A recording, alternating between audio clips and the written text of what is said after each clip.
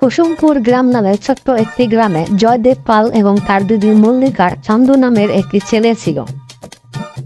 জয়দেব পাল অনেক মহৎ এবং দানশীল ব্যক্তি ছিলেন।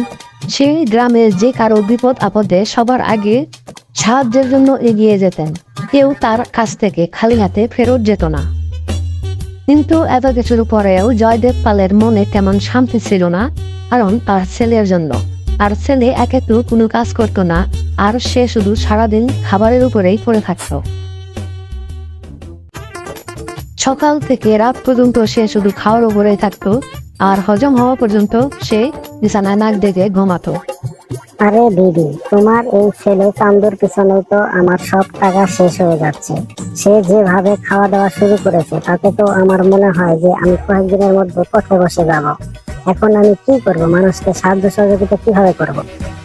হ্যাঁ পুটিজি, এই ছেলেটিকে নিয়ে যে কি করবো আমিও তো কোনো কিছু ভেবে পাচ্ছি না। সে যেভাবে খাওয়া দাওয়া শুরু করেছে, নিশ্চিত আমরা অল্প কিছুদিনের মধ্যেই পথে বসে যাব। মা বাবার এমন কথাবার্তা শোনাতে চান্দুর ঘুম ভেঙে যায়। মা, তাড়াতাড়ি আমাকে বিরিয়ানি খেতে দাও, আমার খুব খিদে পেয়েছে। বিরিয়ানি কি তৈরি হয়েছে কিনা? তাড়াতাড়ি আমাকে বিরিয়ানি দাও। কিছুক্ষণ আগেই তো বিরিয়ানি খেয়ে তুমি ঘুমোতে আসলে, আর ঘুম থেকে উঠেই বলছো বিরিয়ানি তৈরি হয়েছে কিনা। কোনো বিরিয়ানি টিরিয়ানি কোনো কিছুই তৈরি হয়নি। যাও আগে মুখ ধোও, তারপরে বাকি কথা বলো।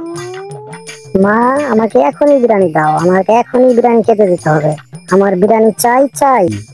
আরে পুটিজি, একে যদি বিরিয়ানি না দেওয়া হয় তাহলে না খেয়ে মারাই যাবে। যাও তুমি একে বিরিয়ানির ব্যবস্থা করো।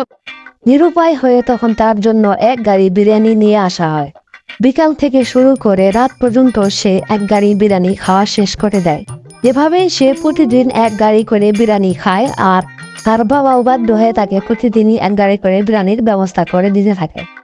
আর ছেলের খাওয়া দাওয়া এভাবেই চলতে থাকলে কিছুদিনের মধ্যেই তারা একেবারে পথে বসে যায়। তাদের টাকা পয়সা ধন সম্পদ সব শেষ হয়ে যায়, তারা বাধ্য হয়ে পথে বসে যায়। কিন্তু এত কিছুর পরেও চান্দুর রাক্ষসের মতো খাওয়ার স্বভাব থেকেই যায়। বাবা চান্দু, এখন তো একটু বোঝার চেষ্টা করো। তোমার খাবারের জন্য আমরা পথে বসে গিয়েছি, এখন তো একটু কাজ করার চিন্তা ভাবনা করো।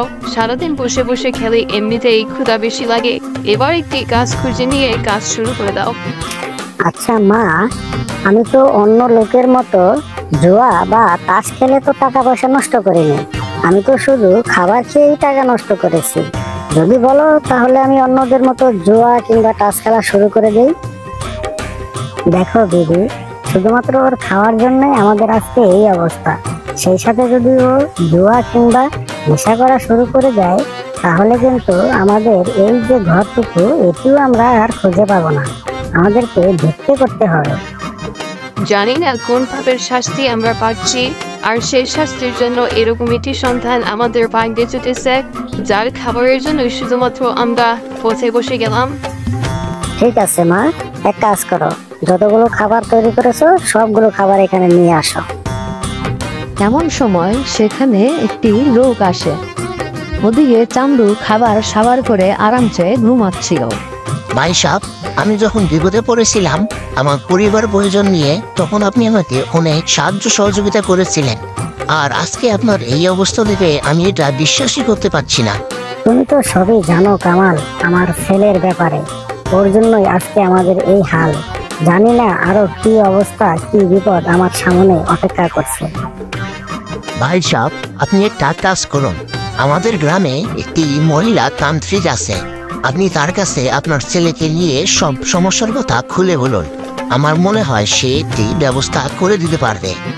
তোমাকে অসংখ্য ধন্যবাদ কামাল, আমি আগামীকালকেই আমার সঙ্গে দেখা করব।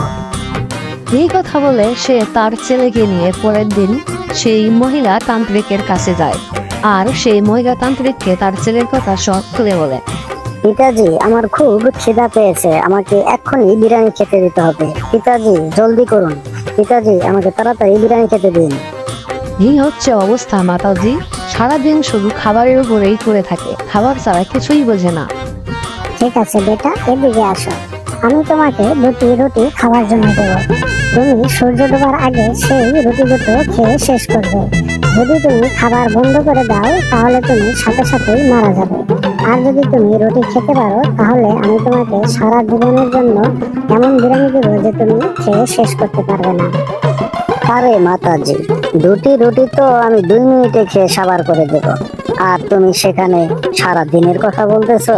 তোমার কি বুদ্ধি শুদ্ধি একেবারেই কমে গেছে নাকি? ঠিক আছে বেটা, তোমার কথা শুনে মনে হচ্ছে যে তুমি আমার সাথে রাজি আছো। এই কথা বলে তান্ত্রিক হাতের লাঠি দিয়ে জমিনে জাদু করলে সেখান থেকে বিশাল বিশাল দুটি রুটি বের হয়ে যায়। আর এই বিশাল রুটি দেখে চান্দু তখন খুশিতে আত্মহারা হয়ে যায়, তার জন্য আর চোখের পলকই পড়ছে না রুটি দেখে। বেটা, তুমি এবার রুটি খাওয়া শুরু করে দাও, আর শর্তের কথা তো মনে আছে, একবার খাওয়া শুরু করলে তুমি কিন্তু আর থামতে পারবে না। রুটিগুলো দেখতে একটু বড়ই মনে হচ্ছে, কিন্তু একবার যদি 2টো রুটি আমি খেয়ে ফেলি তাহলে সারা জীবন বসে বসে বিরিয়ানি খেতে পারবো। এই কথা বলে চান্দু রুটি খাওয়া শুরু করে দেয়, আর খেতে খেতে সে একটি রুটি খুব সহজেই খেয়ে ফেলে। কিন্তু একটি রুটি খেয়ে তার পেট পুরোটাই ভরে গিয়েছিল, খাবারের মাঝে সে থামতে পারবে না। তাই সে দ্বিতীয় রুটিটিও খাওয়া শুরু করে দিল, আর সেটিরও প্রায় অর্ধেকের বেশি খেয়ে ফেলে। এভাবে খেতে খেতে খাওয়া খুব বেশি হওয়ার জন্য সে মাথা ঘুরে পড়ে যায়। মাতাজি, আমার ছেলের কি হলো? সে কি সত্যি সত্যি মারা গেল নাকি? একদম দুশ্চিন্তা করো না, ওর কিচ্ছু হয়নি। তোমার ছেলেকে উচিত শিক্ষা দেওয়ার জন্য ওকে মিথ্যা কথা বলেছিলাম। এই কথা বলে তান্ত্রিক তখন লাঠি দিয়ে চান্দুকে হালকা আঘাত করলেই সে উঠে যায়, আর সে উঠে ভয়ে দৌড়ে তার মা বাবার কাছে চলে আসে। মা, বাবা, আমাকে মাফ করে দাও। আমি বুঝতে পেরেছি যে পরিমাণ মতো খাবার একটা মানুষের জীবনে কতটুকু গুরুত্বপূর্ণ। এটা আমি খুব ভালো করে বুঝে গিয়েছি। আজকের পর থেকে খাবার নিয়ে আমি কোনোদিনও আর এরকম করব না। শোনো বেটা, একটা কথা খুব ভালো করে মনে রাখবে, অন্যের উপর কখনোই নির্ভরশীল হয়ে থাকবে না। আজকে থেকে তুমি কঠোর পরিশ্রম করবে আর তোমার মা বাবাকে সাহায্য করবে। এরপর চান্দু একটি ব্যবসা শুরু করে, আর সে সেখান থেকে অনেক টাকা ইনকাম করতে থাকে। আর এভাবেই সে অল্প কিছুদিনের মধ্যেই তার পিতা হারিয়ে যাওয়া সব সম্পত্তি সে পুনরায় ফিরিয়ে নিয়ে আসে।